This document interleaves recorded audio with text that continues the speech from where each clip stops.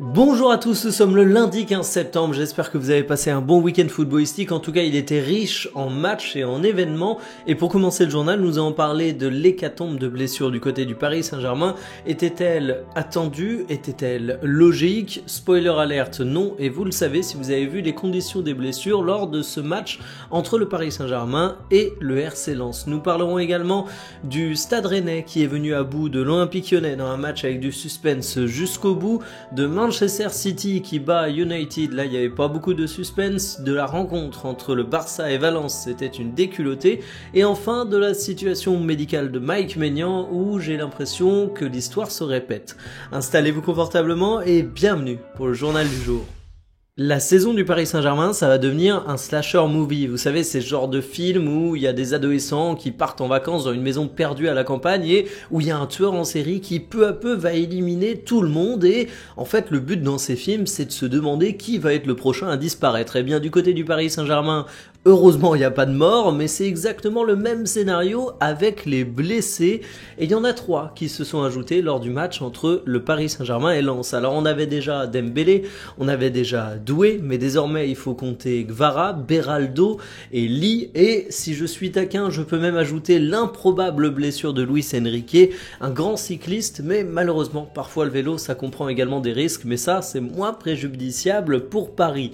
Alors, est-ce que ces blessures étaient attendues du côté du Paris Saint-Germain? Est-ce que c'est à cause des matchs qui se répètent un petit peu trop?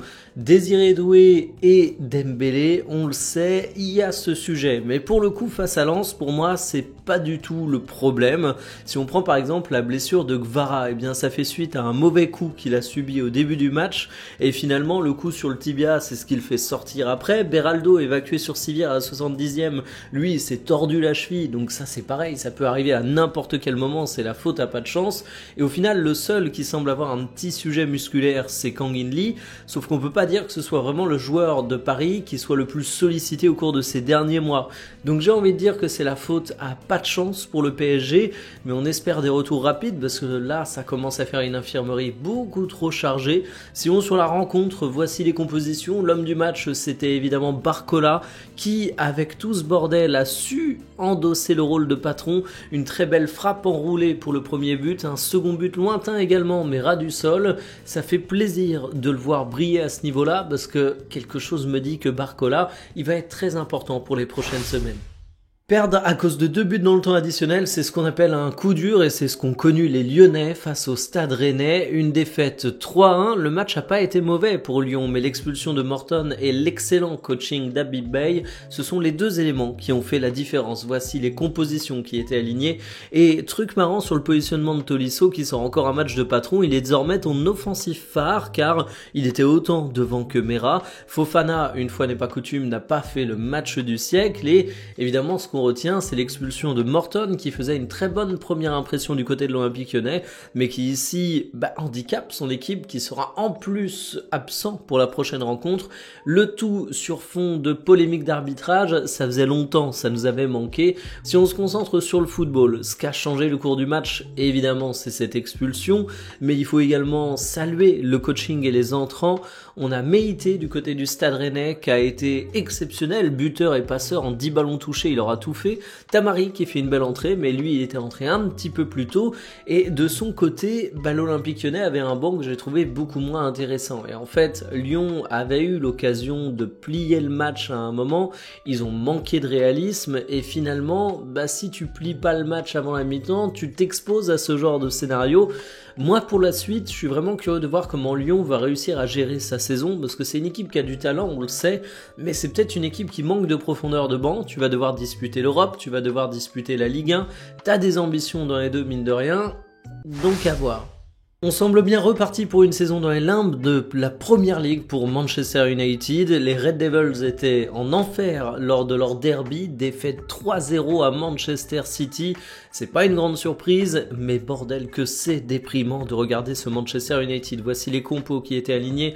Un doublé d'Erling Haaland, Doku, double passeur qui aura mis le feu sur son côté. Très dure soirée pour Lenny Yoro, mais on retiendra également la première de Donnarumma qui a été bonne. Et commencer avec un derby, c'est c'est jamais quelque chose d'évident. Je vous parlais de Lenny Yoro qui a complètement pris le bouillon, il a été remplacé par Maguire qui lui aussi a passé une très sale soirée, mais de manière générale, sur les 3 centraux qu'on avait au départ du côté de Manchester United, il n'y en a pas un qui sort une prestation vraiment satisfaisante et ça a été très compliqué, il y a eu des erreurs défensives. Manchester City en face a été très réaliste, alors ça veut pas dire que tout a été raté du côté de United. Une fois que tu avais des buts de retard, tu t'es procuré des occasions, tu as montré de bonnes choses en seconde mi-temps, mais tu manques de réalisme. Mbeumo et Sesko ont raté leur match. Derrière, je l'ai dit, ça tenait pas la route, donc forcément tu te fais punir. Si on regarde le classement, Manchester United commence à être à une position préoccupante, hein, ils sont 14e, et du côté de City, on doit être content d'avoir pris cette victoire, parce que mine de rien, City, s'il vise la gagne, eh bien il regarde au loin Liverpool qui est déjà en train de s'envoler. Le Barça, ils mettent la fessée à Valence tous les ans, quelles que soient les conditions. Cette année, c'était quasiment comique à tel point on se disait qu'il y allait peut-être avoir une exception parce que tu jouais que devant 6000 personnes, t'as pas eu l'autorisation pour revenir au Camp Nou, tu te retrouves avec Yamal qui est blessé, Rafinha était en retard du coup pour sanction disciplinaire, son entraîneur ne l'a pas fait débuter et malgré tout, qu'est-ce qui se passe ? Eh bien 6-0 en bas laissé peser, il n'y a rien à voir, circuler messieurs dames, voici les compositions qui étaient alignées, doublé de Fermin Lopez, doublé de Lewandowski qui est rentré à la 68e et doublé de Rafinha qui est rentré à la mi-temps. En fait 5 des 6 buts ont été mis au cours de la seconde période, mais ne vous y trompez pas, c'est un match qui a été dominé de la tête et des épaules par le FC Barcelone, les statistiques sont très parlantes, tu te retrouves avec 73% de possession, 24 tirs à 2, tu concèdes qu'une frappe cadrée. Et j'ai vraiment trouvé qu'en plus de l'efficacité offensive du Barça, il fallait souligner le match de Pedri. Alors, vous le savez, Pedri c'est mon GOAT, mais alors un match où il a été très dominant dans les duels, ultra trouvé par ses coéquipiers, extrêmement propre. Ce Barça, c'est une saison de contraste où tu te rends compte que t'as plein d'emmerdes dans les coulisses comme d'habitude. Là t'as le sujet Camp Nou et autorisation de la mairie qui s'ajoute, mais alors sur le terrain, eh bien franchement, c'est du grand spectacle.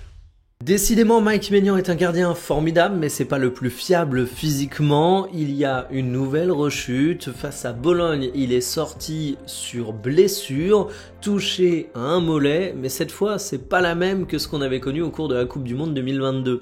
C'est ici le mollet droit qui pose problème, alors qu'auparavant, c'était le mollet gauche, et de manière générale, Mike Maignan, c'est un mec qui est habitué aux problèmes musculaires. Je l'ai dit, il a manqué la Coupe du Monde 2022 à cause de ça, mais moi, ce qui m'attriste, c'est que la saison passée, j'avais l'impression qu'il sortait un petit peu de ce cercle de blessures, parce que mine de rien, il en a connu pas mal, mais là, il va falloir voir combien de temps il va être indisponible. Allegri était pas confiant pour le prochain match.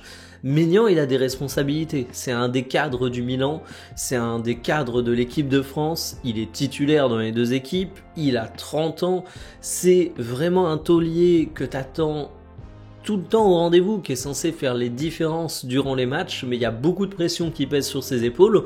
On peut ajouter sa situation contractuelle vu qu'il est en fin de contrat l'été prochain. Donc franchement, j'espère que cette petite alerte va vite se résoudre, que ça veut pas dire qu'il va rentrer à nouveau dans un cercle vicieux, parce que du côté de la France comme du côté du Milan, vu le contexte, on a besoin de Mike Maignan. Terminé pour le journal du jour. Bon, je vais pas vous apporter une grande surprise en vous disant que semaine de Champions League, c'est bon, c'est son grand retour, donc évidemment on va parler des clubs qui sont en Champions League et plus précisément des clubs français.